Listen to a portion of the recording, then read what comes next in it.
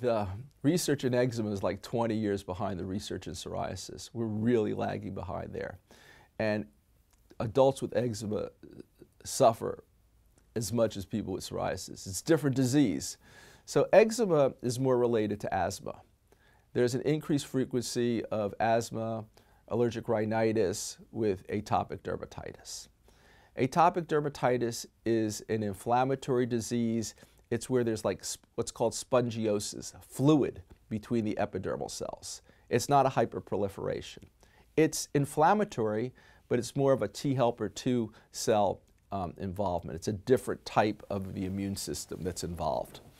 And in children, where it's extremely common, it tends to, in most cases, after a few years, you can get rid of it, make it go away. You use some mild topical steroids, don't bathe too often, moisturize extremely well, and over time, I'd say 90% you can keep under control and go away. Because I say 80% goes away by the age of 10. Some kids, though, they need systemic steroids, phototherapy, and it's a battle. Where it's really a struggle is in adults that have atopic derm. Because when they have it, they tend to have it bad. They tend to have it over most of their body, extremely red, extremely itchy. It gets infected, it gets oozy, they can't sleep, they are miserable.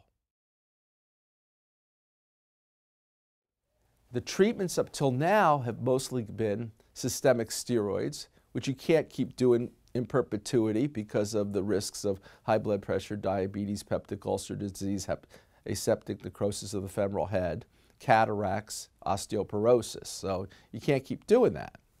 I mean, once a year, maybe. 3 times a year, not such a great idea. You can use phototherapy, which doesn't work as well for atopic as it does for psoriasis. You could use PUVA, different type of phototherapy, more aggressive, doesn't work as well for atopic as it does for for psoriasis, although it has some efficacy. You can use cyclosporin, which is what we talked about before, an immunomodulatory agent, which has some benefit, but it can really, it has nephrotoxicity, hypertension, so there's risks involved with that. You could use Cellcept, there's some, chemotherapeutic agents. There is now the development of dupilumab, an IL-4 antibody, that in clinical trials that seems to have pretty good efficacy.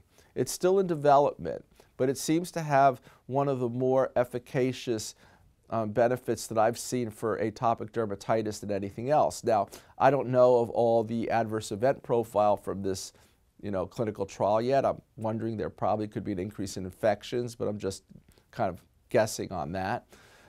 Based upon the fact that it's a biologic agent. But we really do need new medications, and there are some pills that are being developed, some JAK inhibitors that are analogous to tofacitinib, which is an oral medication approved for rheumatoid arthritis, I believe psoriatic arthritis. Just not a lot of action yet, at least in the prescribing field for atopic dermatitis. And basically, it's a battle for the adults. I mean, you soak them in a vino powder baths. It's like it was back in the day with psoriasis. You give them moisturizers, you give them cortisone ointments, you give them a lot of antihistamines, but you can't really live on antihistamines because you're going to go goo goo gaga all morning long. I think because partially it doesn't affect the adult population in the high frequency as it does in psoriasis. And since it has to do more in the children under 18, I think the biologic companies have been very reluctant, based upon FDA guidelines, being concerned about risks in children, to develop biologic agents that are treating kids. But I think that may change. Pediatricians seem to be very, very protective.